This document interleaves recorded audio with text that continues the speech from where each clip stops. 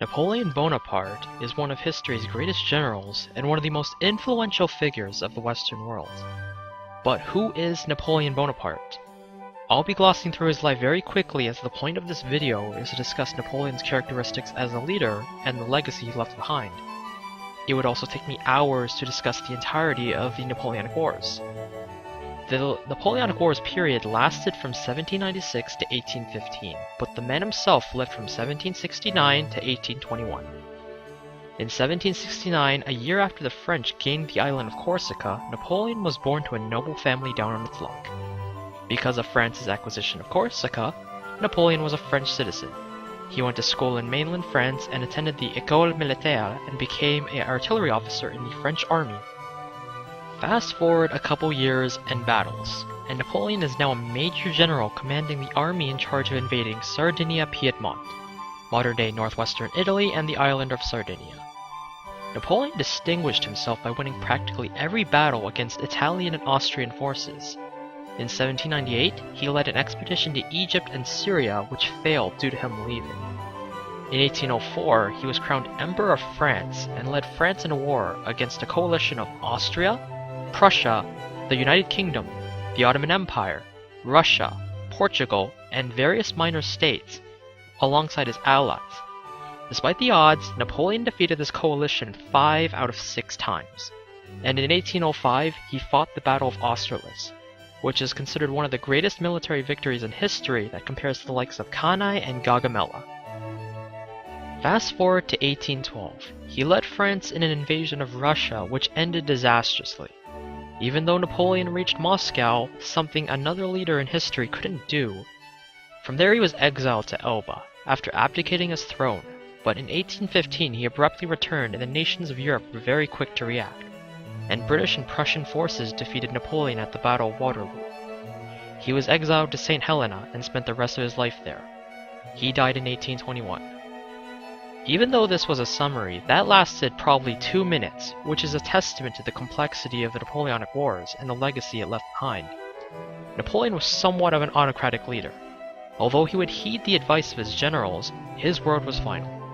Napoleon was very quick when it came to decisions. The seconds he saved issuing orders made the difference between victory and defeat. He was very charismatic, his people praised his name, and his soldiers were very loyal. And these soldiers backed Napoleon from Italy to Russia.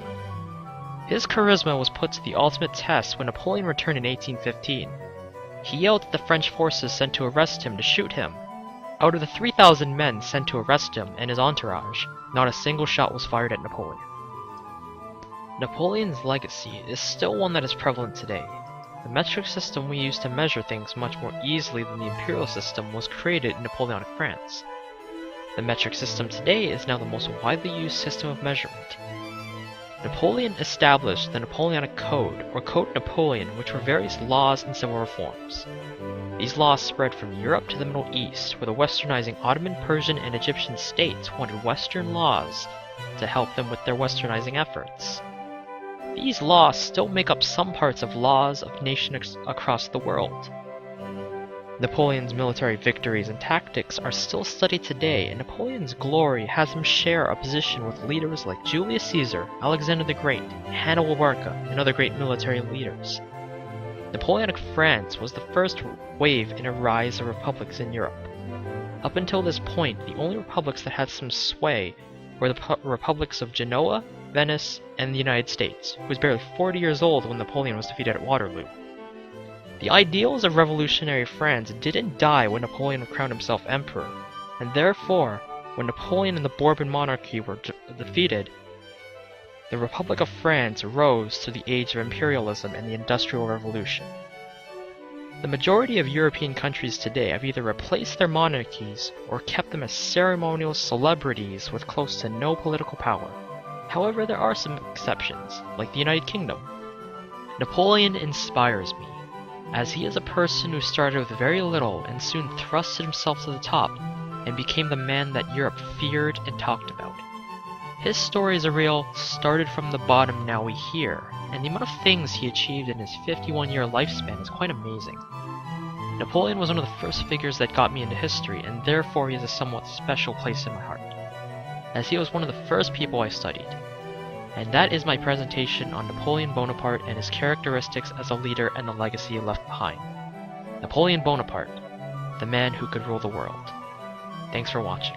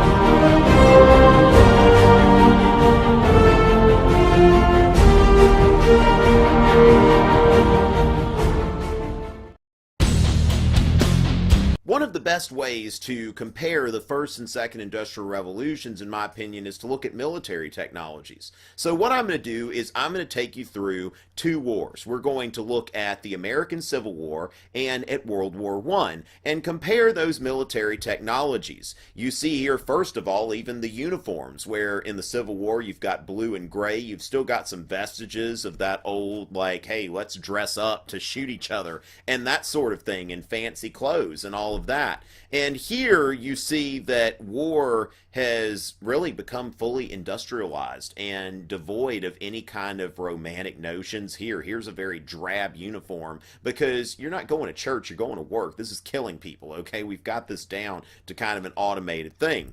And in the American Civil War, one of the best weapons technologies that came about was the repeating rifle. These Spencer rifles were used by the Union soldiers, and it made a lot of people more effective, especially cavalry. If somebody was riding a horse, they've got a rifle that they can shoot several times without reloading. So you've got partly automated and partly human effort. Once in a while, just less human effort than a pre-industrial musket. Now we fast forward to World War I, and we see the fully automated machine gun.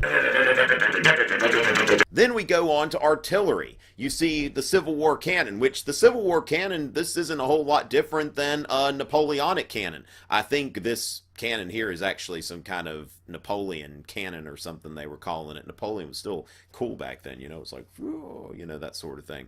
All right, but here is a World War I artillery piece. Now, that is not Napoleonic. That is 20th century. That is Second Industrial Revolution. And you're not going to have to move that thing back after it fires or anything like that. Everything's just kind of built in, automated. Load it. You can point it to where it's going to hit a very exact spot. And this is the Second Industrial Revolution. When you look at ships in the Civil War, you saw the advent of ironclad ships where you just kind of put metal on top of the ship and we call it an ironclad. And this is where things were as far as you look at kind of a transitional point between the First and Second Industrial Revolution. Whereas in World War I, you've got the Dreadnought class battleship. And this Dreadnought is just wow, okay? And you look at what's going on here, and you see this fully automated technology. You see that sailor in this picture is just kind of standing there while this thing loads all by itself. And that is just the nature of the Second Industrial Revolution. World War I is the war of the Second Industrial Revolution, really the culmination, which is why it ends in 1914, according to historians. Then we look at poison gas. Now, of course, this is something that has no parallel in the Civil War because the Second Industrial Revolution saw the experimentation with chemicals, and that included creating mustard gas, phosphine gas, chlorine gas. I'm starting to sound like, Bubba Gump or something like that. But there are lots of types of gas used in World War I depending on what you wanted to do. But in the First Industrial Revolution, you didn't have poison gas or anything like that. So this has to do with chemistry in the Second Industrial Revolution. We see here a couple of Civil War photographers that are sitting down for lunch, and photography was kind of just coming out. And in the Civil War, a lot of times you see battlefields photographed after the battle or something like that.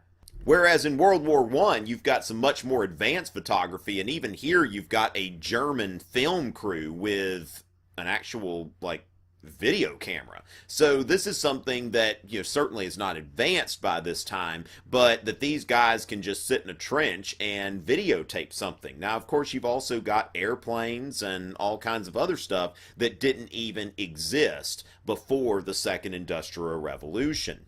All right, well, I hope that gives you a good introduction to the Second Industrial Revolution. And if this helped you, go ahead and subscribe to my channel, TomRitchie.net. That's my website. Follow me on Twitter and Instagram. Check me out on Facebook. And I would love to get in touch with you if you have suggestions for future videos or something like that. But this one's done.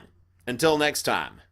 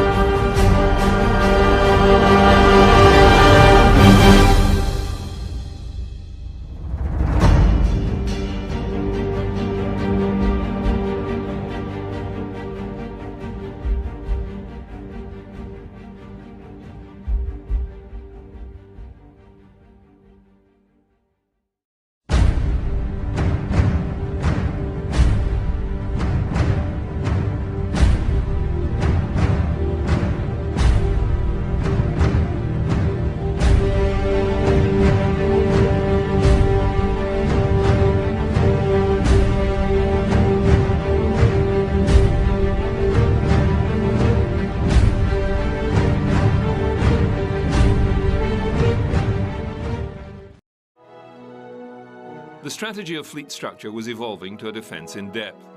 At the center, the supercarrier and aircraft capable of striking enemy targets with aircraft launch weapons and also air-to-air defense against enemy aircraft. The missile cruiser would target distant threats as well as providing surface-to-air missile capability. Another layer of picket vessels or frigates were geared toward anti-submarine operations to protect the fleet.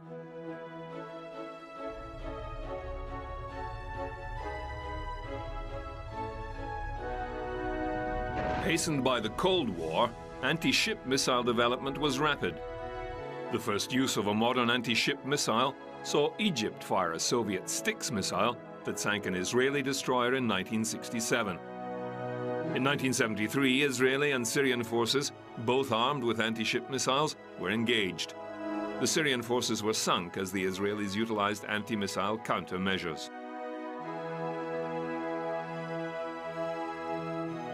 1982 saw the conflict between Britain and Argentina over possession of the Falkland Islands, once again proving the need for air defense, as two British vessels, the landing ships Sir Tristan and the Galahad, were each hit by bombs from Argentine fighters in Bluff Cove, causing severe casualties and the later scuttling of the Galahad.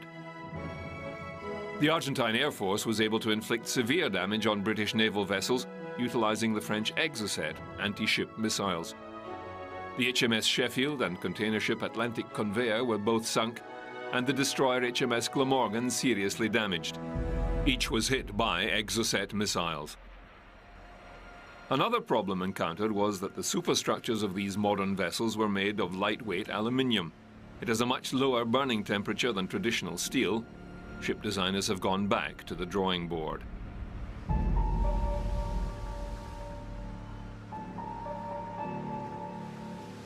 New anti-missile defense systems were developed and installed on the modern ships.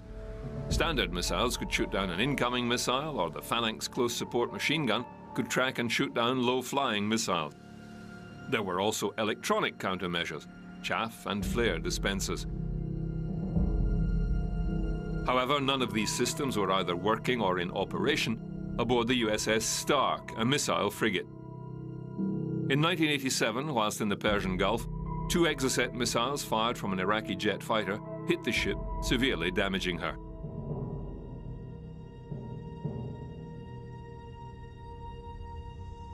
October 2000, and the guided missile destroyer USS Cole was also hit and disabled, but this time by a small watercraft packed with explosives that rammed the side of the ship in a suicide attack. The Arleigh Burke-class Aegis-equipped vessel was at the time one of the most advanced destroyers afloat.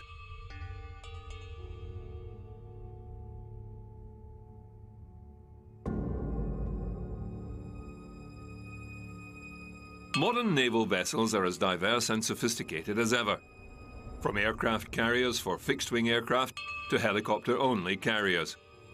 Smaller carriers, like the British design, utilize a ski jump at the end of the deck to aid in launching aircraft. A very dangerous place to live and work is the flight deck of an aircraft carrier. From the deafening roar of jet engines, the danger of turboprops spinning invisibly about, fully fueled and armed planes with high explosive missiles and armaments stacked along the edge of the narrow runway, plus a rolling deck to make it a hazardous environment.